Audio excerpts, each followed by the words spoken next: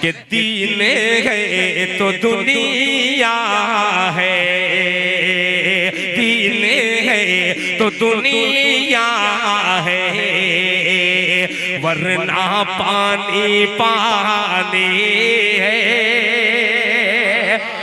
حضرت توجہ چاہوں گا کہ دین ہے تو دنیا ہے، ورنہ پانی پانی ہے، دین ہے۔ نعرہ تکبیر حضرت مولانا سید اشہر رشیدی صاحب، حضرت مولانا سید اشہر رشیدی صاحب، نعرہ تکبیر۔ ایک ایسا خطیب موجود ہے جن پر خطابت ناز کرتی ہے، ایک ایسا لہجہ جس پر لے ناز کرتی ہے، ایک ایسی ذات جس پر انجمنیں ناز کرتی ہیں، ایک ایسا مذہبی قائد جن پر قیادت ناز کرتی ہے، ایک ایسی دراندیشی جس پر بصیرت و بصارت دونوں ناز کرتی ہے۔ میری مراد عالیہ ہم سب کے مہمان خصوصی مبلغ اسلام حضرت مولانا سید اشہد رشیدی صاحب مقدس اللہ العلی، محتمم جامعہ قاسمیہ شاہی مراد آباد سے میں گزارش کروں گا کہ حضرت تشریف لائیں اور اپنے پرمغز خطاب سے ہم سامعین کو محظوظ فرمائیں ان مصروں کے ساتھ کہ ایسے کھڑے ہیں لوگ تیرے در کے سامنے، ایسے کھڑے ہیں لوگ تیرے در کے سامنے، پیاسے کھڑے ہوں جیسے سمندر کے سامنے۔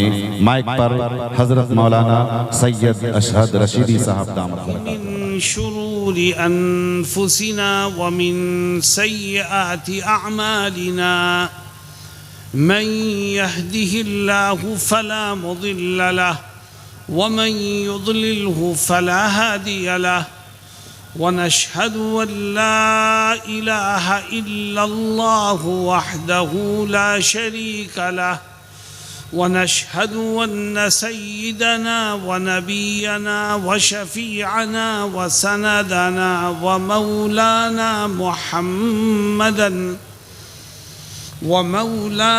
محمدا عبده ورسوله، صلى الله تعالى عليه وعلى آله وصحبه وبارك وسلم، أما بعد أعوذ بالله من الشيطان الرجيم، بسم الله الرحمن الرحيم، أينما تكونوا يدرككم الموت ولو كنتم في بروج مشيدة، صدق الله مولانا العظيم۔ حضرات علماء کرام، معزز حاضرین اور نوجوان ساتھیوں، اللہ رب العزت کا یہ فضل و کرم اور اس کا احسان ہے کہ اس نے ہم کو اور آپ کو دین کی نسبت پر جمع ہونے کا موقع عطا فرمایا۔ اللہ، آواز ہلکی کرو، کیوں شور مچا رہے؟ اللہ رب العزت ہمارے اس مل بیٹھنے کو قبول فرمائے اور صحیح بات کہنے سننے کی توفیق عطا فرمائے۔ میرے دوستوں اور ساتھیوں، میں اپنی بات تھوڑے سے وقت میں مکمل کرنے کی کوشش کروں گا۔ میں نے قرآن کریم کی ایک آیت آپ کے سامنے پڑھی ہے۔ اللہ رب العزت اس آیت میں ایک ایسی بات کہتا ہے جس کو صرف مسلمان ہی نہیں مانتا بلکہ دنیا کی ہر قوم مانتی ہے، چاہے اللہ پر ایمان رکھے یا نہ رکھے، لیکن قرآن کریم کی اس آیت میں خدا نے جو فرمایا ہے اس کو سب مانتے ہیں۔ ہندو بھی مانتا ہے، عیسائی بھی مانتا ہے، سکھ بھی مانتا ہے، اور دنیا کی ہر قوم مانتی ہے۔ وہ بات کیا ہے؟ وہ بات یہ ہے کہ رب ذوالجلال یہ فرماتا ہے کہ جو بھی اس دنیا میں آیا ہے اس کو ایک نہ ایک دن موت کا مزہ چکھنا ہی پڑے گا.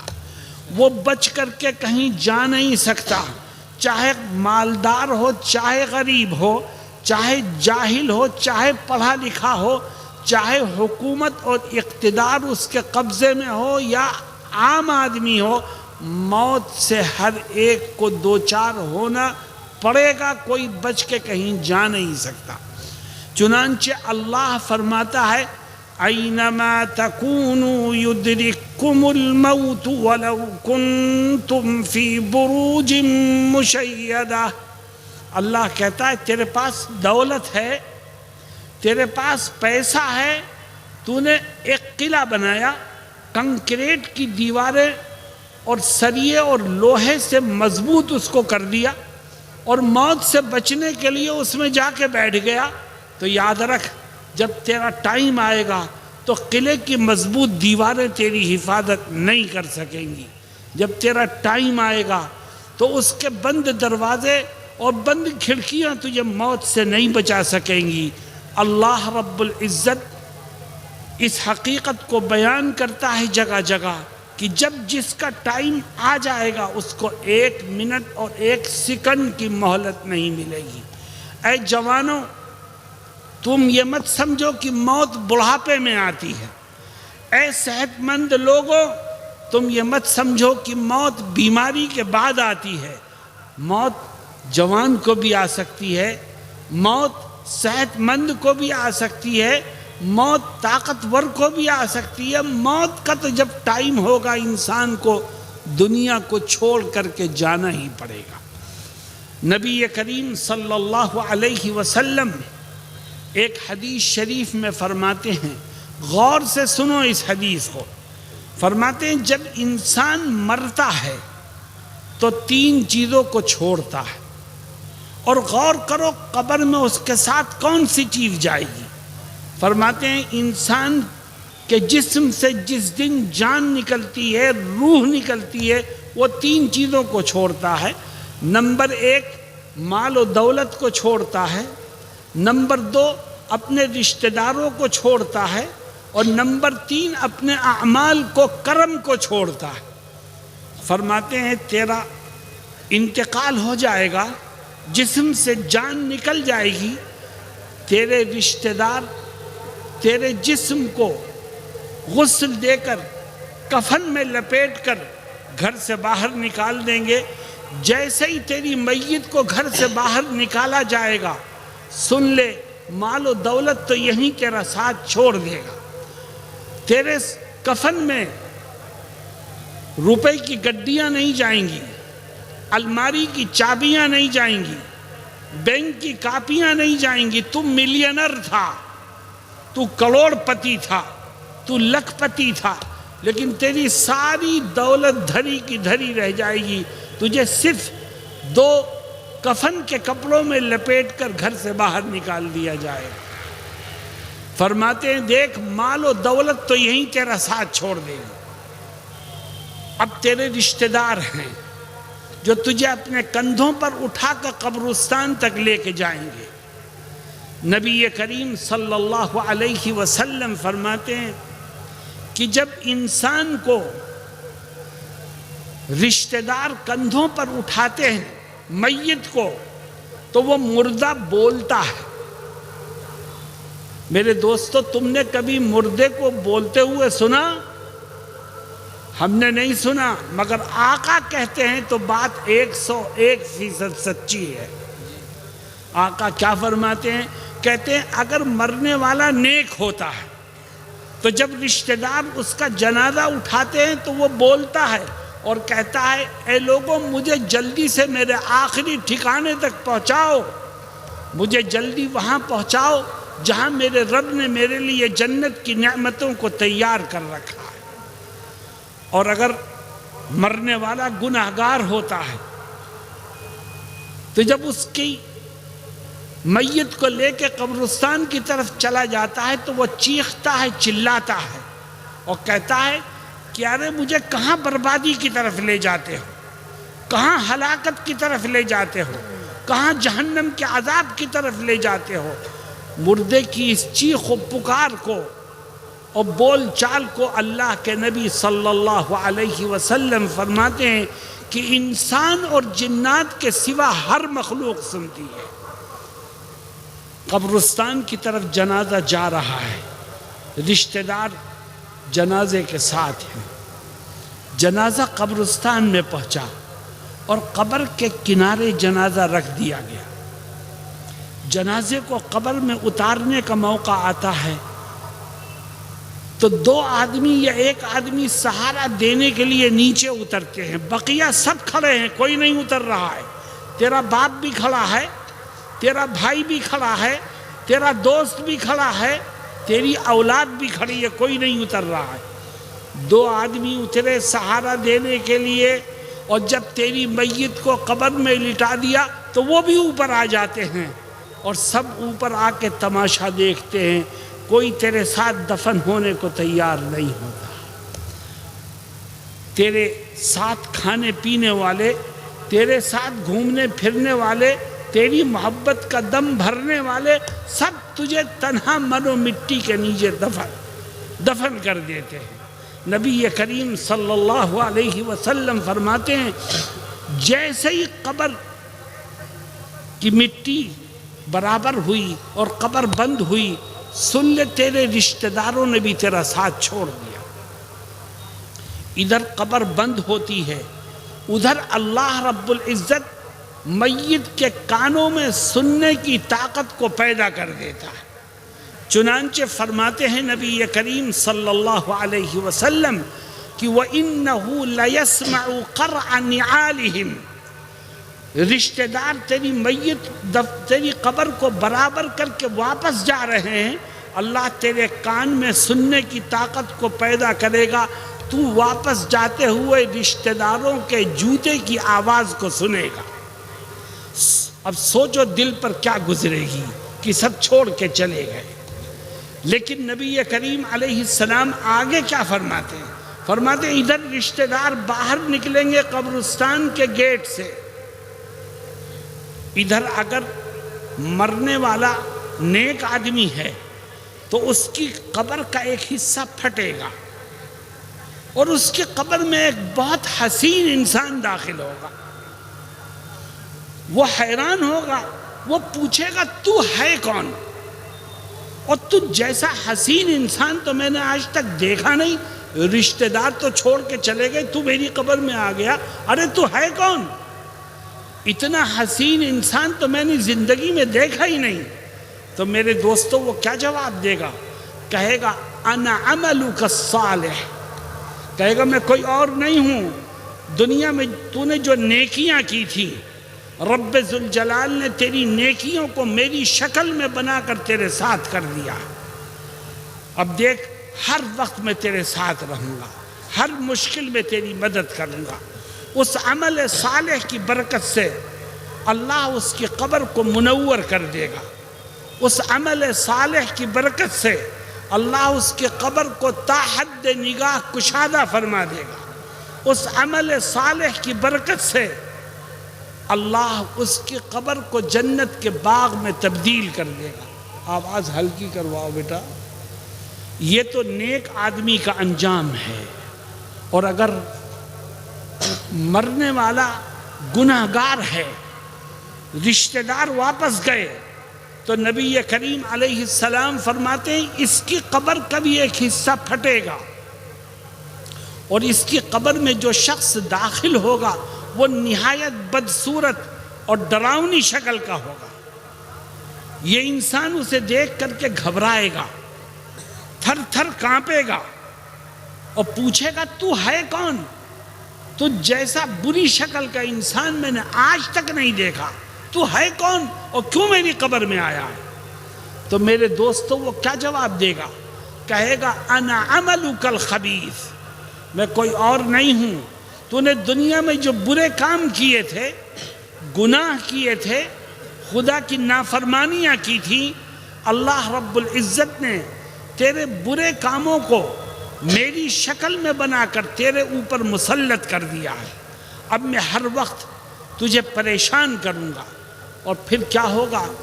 پھر اس گناہگار کی قبر کی دونوں دیواریں ایک دوسرے سے ملنا شروع ہوں گی. اور نبی کریم صلی اللہ علیہ وسلم فرماتے ہیں کہ اس کی قبر تنگ ہوتے ہوتے اتنی تنگ ہو جائے گی کہ ایک طرف کی پسلیاں دوسری طرف کی پسلیوں میں اس طرح گھس جائیں گی. اور میرے دوستو، اللہ رب العزت اس کی قبر کو جہنم کا گڑھا بنا دے گا. دوستو اور ساتھیوں، ایک دن مجھے بھی مرنا ہے اور ایک دن آپ میں سے ہر ایک کو مرنا ہے. ایک دن ہم میں سے ہر ایک کو اپنی قبر میں جانا ہے. میں صرف آپ سے ایک سوال کرتا ہوں اور میں چاہوں گا کہ جواب جہاں تک میری آواز جا رہی ہے مجمع کا ہر فرد جواب دے، کیونکہ آپ جو جواب دیں گے آپ کا رب سنے گا. یہ بتاؤ کہ آپ قبر میں اچھا ساتھی چاہتے ہو کہ نہیں چاہتے؟ آپ اپنی قبر کو جنت کا باغ بنانا چاہتے ہو کہ نہیں بنانا چاہتے؟ میرے دوستو، اگر یہ چاہتے ہو کہ قبر میں آپ کو اچھا ساتھی ملے اور خدا آپ کی قبر کو جنت کے باغ میں تبدیل کرے تو آپ کو دنیا کی زندگی میں کچھ کرنا پڑے گا. کیوں بھائی؟ کرنے کو تیار ہو؟ کیا کرنا ہوگا؟ میرے دوستوں اور ساتھیوں، صرف اور صرف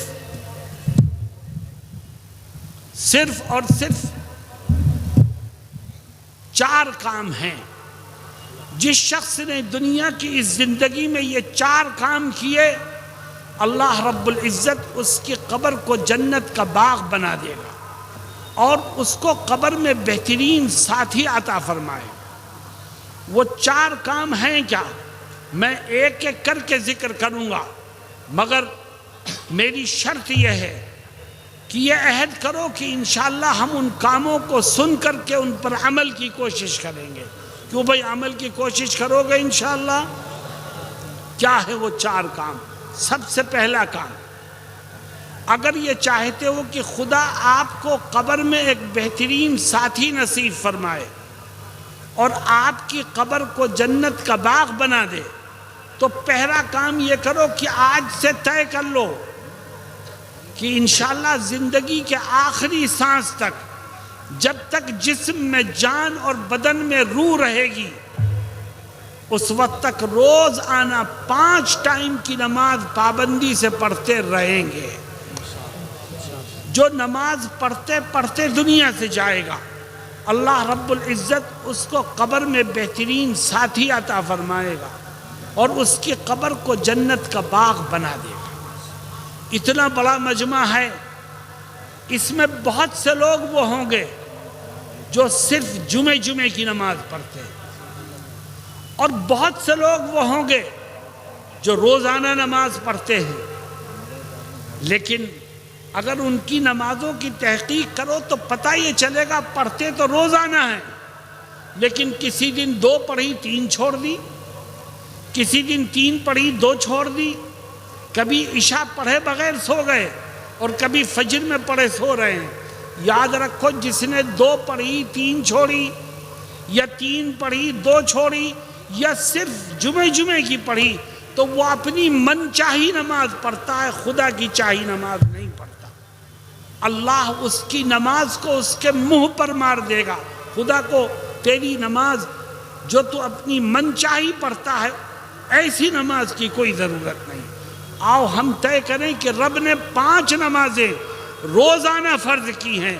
انشاءاللہ روزانہ 5 نمازیں پڑھ کے اپنے رب کو راضی کرنے کی کوشش کریں گے انشاءاللہ. کیوں بھائی؟ عمل کرو گے اس پر انشاءاللہ. نمبر 2، میرے دوستوں اور ساتھیوں، اگر یہ چاہتے ہو کہ اللہ آپ کو قبر میں ایک اچھا ساتھی نصیب فرمائے اور آپ کی قبر کو جنت کا باغ بنا دے، تو ایک دوسرا کام بھی کرو. اور وہ دوسرا کام یہ ہے کہ آج سے اس بات کا عہد کر لو کہ زندگی کے آخری سانس تک انشاءاللہ جو لقمہ پیٹ میں جائے گا وہ حلال کا ہوگا.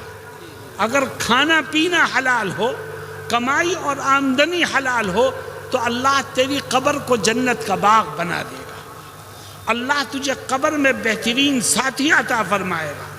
اور اگر تو نے دنیا والوں کو دیکھا دیکھی حرام کی طرف قدم بڑھایا، سودی لین دین میں آگے بڑھا، دھوکہ اور جھوٹ بول کر دنیا کمائی، تو یاد رکھ اللہ نے جہنم ایسے ہی لوگوں کے لیے تیار کر رکھی ہے۔ خدا کی کسی سے کوئی رشتہ داری نہیں ہے، اور ہمیں اس بات کا یقین رکھنا چاہیے کہ جتنا خدا نے ہماری تقدیر میں لکھ دیا ہے اتنا ہی ہمیں ملے گا، چاہے ہم حلال طریقے سے لے لیں چاہے حرام طریقے سے لے لیں، ملے گا اتنا ہی جتنا خدا نے مقدر میں لکھا ہے۔ تو لوگوں آؤ ہم طے کریں کہ انشاءاللہ جو کمائیں گے جو کھائیں گے وہ حلال کا ہوگا، اور حرام سے ہمیشہ اپنے دامن کو بچائیں گے۔ اللہ رب العزت قرآن کریم میں کیا کہتا ہے؟ کہتا ہے تم نے میرے ڈر سے اگر حرام کو چھوڑا، ناجائز طریقے سے دولت کمانے سے بچے، اور پھر تم مشکلات میں پھنسے تو فکر مت کرو، میں تمہیں دو طرح کے انعامات سے مالا مال کروں گا۔ تم میرے خوف سے حرام کو چھوڑو، میں تمہیں دو طرح کے انعامات عطا فرماؤں گا۔ اے رب وہ کون سے انعامات ہیں؟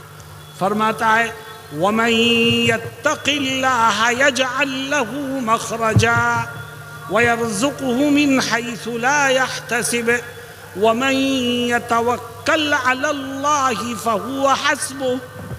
اللہ رب العزت کہتا ہے جس نے میری خوف سے حرام کو چھوڑا تو میں اس کو دو طرح کے انعامات سے نوازوں گا۔ پہلا انعام یہ کہ جب وہ کسی پریشانی میں پھنسے گا تو میں غیب سے اس کے لیے پریشانی سے نکلنے کا راستہ پیدا کر دوں گا، میں ہر مشکل سے نکال کے اس کو باہر کھڑا کر دوں گا۔ اللہ کے علاوہ کسی میں یہ طاقت نہیں کہ ہمیں مشکلات سے بچا سکے۔ اللہ وعدہ کرتا ہے تو حرام کو چھوڑ، مشکلات سے بچانا میرا کام ہے، تو حرام کو چھوڑ، پریشانیوں سے محفوظ رکھنا یہ میرا کام ہے، تو حرام کو چھوڑ، میں تجھے پرسکون زندگی سے مالا مال کروں گا۔ وَمَن يَتَّقِ اللَّهَ يَجْعَل لَّهُ مَخْرَجًا، جو اللہ کے تقوی کو اختیار کرتا ہے، پرہیزگاری کی زندگی کو اپناتا ہے اور خوف خدا اپنے دل میں پیدا کرتا ہے، خدا اس سے دو وعدے کرتا ہے۔ پہلا وعدہ یہ کہ جب وہ کسی مشکل میں پھنسے گا تو میں غیب سے اس کے لیے مشکل سے نکلنے کے راستوں کو پیدا کر دوں گا، اور دوسرا وعدہ وَيَرْزُقُهُ مِنْ حَيْثُ لَا يَحْتَسِبُ، اور جو میرے خوف سے حرام کو چھوڑے گا، پرہیزگاری کی زندگی کو اختیار کرے گا، تو خدا کہتا ہے میں اس کو ان راہوں سے رزق عطا کروں گا جس کا خیال بھی کبھی اس کے ذہن میں نہیں آیا ہوگا۔ میرا رب تو ہر چیز پر قادر ہے۔ فرماتا ہے وَمَن يَتَوَكَّلْ عَلَى اللَّهِ فَهُوَ حَسْبُهُ، جو رب ذوالجلال پر بھروسہ کرتا ہے خدا اس کے لیے کافی ہے۔ اے مسلمانوں، اگر یہ چاہتے ہو کہ قبر میں خدا تم کو اچھا ساتھی نصیب فرمائے اور تمہاری قبر کو جنت کا باغ بنا دے، تو دوسرا کام یہ کرو کہ آج سے طے کرو کہ ہر حرام کو لات ماریں گے، انشاءاللہ حلال کھائیں گے، حلال کمائیں گے۔ کیوں بھائی اس کے لیے تیار ہو؟ تیسرا کام، میرے دوستوں اور ساتھیوں، اگر یہ چاہتے ہو کہ اللہ قبر میں آپ کو بہترین ساتھی نصیب فرمائے اور آپ کی قبر کو جنت کا باغ بنا دے، تو ایک تیسرا کام بھی کرو، اور وہ تیسرا کام یہ ہے کہ آج سے عہد کر لو کہ انشاءاللہ زندگی کے آخری سانس تک ہمیشہ اپنے ماں باپ کی خدمت کر کے ان کی دعائیں لیتے رہیں گے۔ جس کے دامن میں ماں باپ کی دعائیں ہوں گی اللہ اس کی قبر کو روشن کر دے گا، جس کے دامن میں ماں باپ کی دعائیں ہوں گی اللہ اس کی قبر کو جنت کا باغ بنا دے گا، جس کے دامن میں ماں باپ کی دعائیں ہوں گی اللہ اس کو قبر میں بہترین ساتھی عطا فرمائے گا، اور جس نے اپنے ماں باپ کو ناراض کیا ہے وہ دنیا میں کچھ بھی ہو خدا کی نظر میں اس کی کوئی حیثیت نہیں۔ افسوس کی بات ہے، دکھ کی بات ہے کہ آج کا مسلم سماج اور ہمارا یہ نوجوان طبقہ اپنے ماں باپ کے ساتھ ویسا ہی برا سلوک کرتا ہے جیسا غیر اپنے ماں باپ کے ساتھ الٹا سیدھا سلوک کرتے ہیں۔ یاد رکھو قرآن کریم میں بار بار اللہ رب العزت اپنی اطاعت کے ساتھ ملا کر کے جس بات کا حکم دیتا ہے وہ ماں باپ کے ساتھ حسن سلوک کا حکم ہے۔ دیکھو قرآن کی آیتیں، اللہ کیا فرماتا ہے؟ وَإِذْ أَخَذْنَا مِيثَاقَ بَنِي إِسْرَائِيلَ لَا تَعْبُدُونَ إِلَّا اللَّهَ وَبِالْوَالِدَيْنِ إِحْسَانًا، ہم نے بنو اسرائیل کو یہ تاکیدی حکم دیا کہ صرف ایک اللہ کی عبادت کرو۔ اللہ کی عبادت کے بعد کیا کریں؟ اپنے ماں باپ کے ساتھ حسن سلوک کرو۔ دوسری آیت دیکھو، خدا کہتا ہے وَاعْبُدُوا اللَّهَ وَلَا تُشْرِكُوا بِهِ شَيْئًا وَبِالْوَالِدَيْنِ إِحْسَانًا، ایک خدا کی عبادت کرو، کسی کو شریک مت بناؤ اس کا، اور اپنے ماں باپ کے ساتھ اچھا سلوک کرو۔ تیسری آیت دیکھو خدا کیا کہتا ہے وَقَضَىٰ رَبُّكَ أَلَّا تَعْبُدُوا إِلَّا إِيَّاهُ وَبِالْوَالِدَيْنِ إِحْسَانًا، خدا نے یہ حکم دیا کہ ایک خدا کی عبادت کرو اور اپنے ماں باپ کے ساتھ اچھا سلوک کرو۔ مسلمانوں اپنے گریبان میں جھانکو، آج ہماری نظر میں نہ ماں کی کوئی حیثیت ہے نہ باپ کی کوئی حیثیت، اور جبکہ خدا کیا کہتا ہے؟ خدا کہتا ہے دونوں کا خیال رکھو، لیکن ماں کا خیال زیادہ رکھو، اس کا احسان سب سے بڑھا ہوا ہے۔ آج ہمارا جوان اپنے باپ سے کچھ نہ کچھ دبتا ہے، کیونکہ باپ ناراض ہو جائے گا تو پیسے کے ملنے کا راستہ بند ہو جائے گا، اور جوان بیٹے کی نظر میں ماں کی حیثیت پاؤں کی جوتی سے زیادہ خراب ہے، جبکہ خدا ماں کے احسانات کو ذکر فرماتا ہے اور کیا کہتا ہے وَوَصَّيْنَا الْإِنسَانَ بِوَالِدَيْهِ، ہم نے انسان کو ماں باپ کے ساتھ حسن سلوک کا حکم دیا ہے، اور دیکھو ماں کا بہت خیال رکھو۔ اے خدا کیوں؟ فرماتا ہے تیری ماں نے تیرے اوپر دو عظیم احسانات کیے ہیں۔ کیا کیا؟ فرماتا ہے حملتہ امہ وہنا علی وہن وفصالہ فی عامین، دیکھیے تیری ماں ہے جس نے تیرا بوجھ اٹھایا، اس کو کھانے میں تکلیف تھی، اس کو پینے میں تکلیف تھی، اس کو کروٹ لینے میں تکلیف تھی، اس کو اٹھنے بیٹھنے میں تکلیف، لیکن یہ تیرا بوجھ اٹھائے پھرتی رہی، اور ایک دو دن نہیں پورے 9 مہینے اس نے تیرا بوجھ اٹھایا ہے۔ اور بوجھ اٹھانے کے بعد پھر جب تیری پیدائش کا مرحلہ آیا تو اس ماں نے ہزاروں طرح کے درد جھیل کر تجھ کو جنم دیا تھا، اور تجھ کو جنم دے کر تجھے چھوڑا نہیں، تیری ایک آہ پر پوری رات بیٹھ کر کے گزار دیتی تھی، تیری نیند سوتی تھی، تیری نیند اٹھتی تھی۔ آج تو جوان ہو کر اس ماں کو ٹھوکر مارے گا تو بتا خدا کی رحمت کے دروازے کیسے کھلیں گے؟ حملتہ امہ وہنا علی وہن وفصالہ فی عامین، اور دیکھ یہی وہ ماں ہے جس نے 2 سال تجھ کو اپنی چھاتی سے لگا کر اپنا خون جگر پلایا ہے۔ اگر تو اس ماں کے احسان کو بھول جائے گا تو اپنے رب کے احسان کو یاد کرنے میں بھی کامیاب نہیں ہو سکے گا۔ آؤ مسلمانوں ہم طے کریں کہ اپنے ماں باپ کے ساتھ اور خاص طور پر ماں کے ساتھ ہمیشہ اچھا سلوک کرتے رہیں گے۔ کیوں بھائی عمل کرو گے اس پر؟ اور سنو، آج امت پریشان ہے، جان مال عزت و آبرو ہر چیز داؤں پر لگی ہے، کیوں؟ اللہ کے نبی صلی اللہ علیہ وسلم فرماتے ہیں کہ جب میری امت میں 15 خرابیاں عام ہو جائیں گی تو رحمت کے دروازے بند ہو جائیں گے۔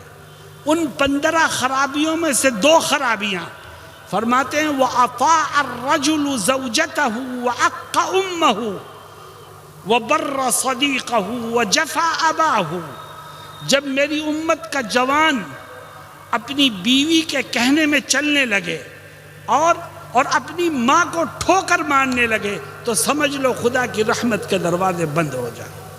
بتاؤ آج سماج میں یہ گناہ عام ہو رہا ہے کہ نہیں ہو رہا ہے؟ وَبَرَّ صَدِيقَهُ وَجَفَى أَبَاهُ۔ جب میری امت کا جوان اپنے دوستوں سے بہت اچھی طرح پیش آنے لگے مگر اپنے باپ کی نافرمانی کرنے لگے تو خدا کی رحمت کا دروازہ بند ہو جائے گا۔ میرے دوستو، اگر یہ چاہتے ہو کہ قبر میں ایک اچھا ساتھی آپ کو ملے اور اللہ آپ کی قبر کو جنت کا باغ بنا دے تو تیسرا کام یہ طے کرو کہ جب تک جسم میں جان اور بدن میں روح رہے گی اپنے ماں باپ کی خدمت کر کے ان کی دعائیں لیتے رہیں گے، ان کے ساتھ حسن سلوک کرتے رہیں گے۔ جس کے دامن میں ماں باپ کی دعائیں ہوں گی اللہ اس کی دنیا بھی عزت سے گزروا دے گا اور اس کی قبر کو بھی جنت کے باغ میں تبدیل کر دے گا۔ کیوں بھائی عمل کرو گے اس پر؟ آخری چیز دیکھو، ایک دن مرنا ہے، ایک دن قبر میں جانا ہے، اور قبر میں جانے والوں کے لیے یہ 2 موقع ہیں، یا تو قبر جنت کا باغ بنے گی یا قبر جہنم کا گڑھا بنے گی۔ ایک چوتھا کام اور کرو، نماز روزہ حج زکوٰۃ کے ساتھ ساتھ ایک چوتھا کام اور کرو، اور وہ چوتھا کام یہ ہے کہ آج سے طے کرو کہ انشاءاللہ زندگی کے آخری سانس تک جب کسی کا کوئی حق میری طرف نکلے گا تو ایک ایک پیسے کا حساب کر کے اس کے حق کو ادا کر دوں گا۔ بھائی کے حق کو ادا کرو، بہن کے حق کو ادا کرو، پارٹنر کے حق کو ادا کرو، پڑوسی اور رشتہ دار کے حق کو ادا کرو۔ جب اللہ کے بندوں کا حق ادا کر کے دنیا سے جاؤ گے تو اللہ تمہاری قبر کو جنت کے باغ میں تبدیل کر دے گا۔ آج مسلمانوں کا ایک بہت بڑا طبقہ ایسا ہے جو مسجد میں دکھائی دیتا ہے، دین کے کاموں میں حصہ لیتا ہے، ہر سال عمرہ اور حج کرتا ہے، مگر ان کی زندگیوں میں جھانک کے دیکھو تو پتہ چلے گا کہ بھائی کا حق دبائے بیٹھا ہے، بہن کا حق ادا نہیں کرتا، کاروبار کا جو ساتھی ہے، پارٹنر ہے، اس کو دھوکہ دے رکھا ہے۔ یاد رکھو، اگر ہم نے کسی کی حق تلفی کی ہے، کسی کا حق مارا ہے تو اللہ کے ہاں ہماری کوئی عبادت قبولیت کے درجے کو نہیں پہنچے گی۔ اور ایک بات ذہن میں رکھو کہ اسلام ہمیں اس بات کی دعوت دیتا ہے کہ کسی کا حق مارنا یہ جائز نہیں ہے۔ جس طرح مسلمان کا حق مارنا حرام ہے، اسی طرح ہندو کا حق مارنا بھی حرام، عیسائی کا حق مارنا بھی حرام، سکھ کا حق مارنا بھی حرام۔ کسی بھی قوم و دھرم کا انسان ہو، اسلام اجازت نہیں دیتا کہ اس کا حق مارا جائے اور اس کے ساتھ حق تلفی کا گناہ کیا جائے۔ میرے دوستوں اور ساتھیوں، اگر ہم کسی ہندو کا، کسی سکھ کا، کسی عیسائی کا حق ماریں گے تو بتاؤ جس کا ہم حق ماریں گے وہ ہمارے اس عمل سے بدظن ہو کر اسلام سے دور ہوگا کہ نہیں ہوگا؟ وہ ہمیں بھی برا کہے گا، ہمارے دھرم کو بھی برا کہے گا۔ شریعت اور اسلام اس بات کا حکم دیتا ہے کہ انسانیت میں سب برابر ہیں۔ جو حق ایک مسلمان کا ہے وہی حق ایک ہندو کا بھی ہے، سکھ کا بھی ہے، عیسائی کا بھی ہے، اور کسی کے حق کو دبانا یہ ظلم اور ناانصافی ہے، اور اس دھرتی کا سب سے بڑا پاپ ظلم ہے، اور آج سب سے بڑا ظلم اس دھرتی پر اسرائیل کر رہا ہے۔ وہ دھرتی کا سب سے بڑا ظالم ہے۔ اور یاد رکھو ظالم کا پنجہ مڑوڑنا یہ خدا کا کام ہے، اور خدا ڈھیل دیتا ہے، لیکن جب پکڑ آتی ہے تو ظالم کو بھاگنے کا راستہ نہیں ملتا۔ مسلمان اس دھرتی پر ہے، اور جب تک چاند سورج رہے گا مسلمان باقی رہے گا۔ مسلمان کو مٹانے والے مٹ گئے، اسلام بھی زندہ ہے، مسلمان بھی زندہ ہے، اور جب تک ہم ہیں جب تک یہ دھرتی بھی ہے۔ جب ہم ختم ہو جائیں گے تو یہ دھرتی بھی ختم ہو جائے گی۔ میرے دوستوں اور ساتھیوں، آؤ ہم مظلوم بن کے رہیں، یہ تو ممکن ہے، مگر ہم ظالم بن کر کے نہیں رہیں گے، کیونکہ اللہ کو ظلم کسی صورت میں پسند نہیں۔ مسلمانوں، اگر کسی کا حق ہماری طرف نکلتا ہے تو ہمیں آنا پائی کا حساب کر کے اس کے حق کو ادا کرنا چاہیے، تبھی ہماری قبر جنت کا باغ بنے گی، اور تبھی اللہ رب العزت ہمیں قبر میں ایک اچھا ساتھی نصیب فرمائے گا۔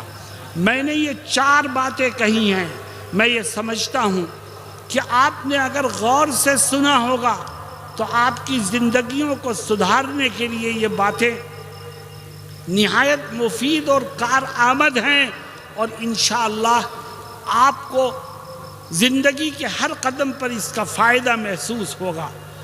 میں جب جلسہ گاہ میں آ رہا تھا تو میں نے دیکھا کہ جو بورڈ میرے سامنے لگا ہے اس پر لکھا ہے اجلاس دستار بندی و تحفظ جمہوریت کانفرنس۔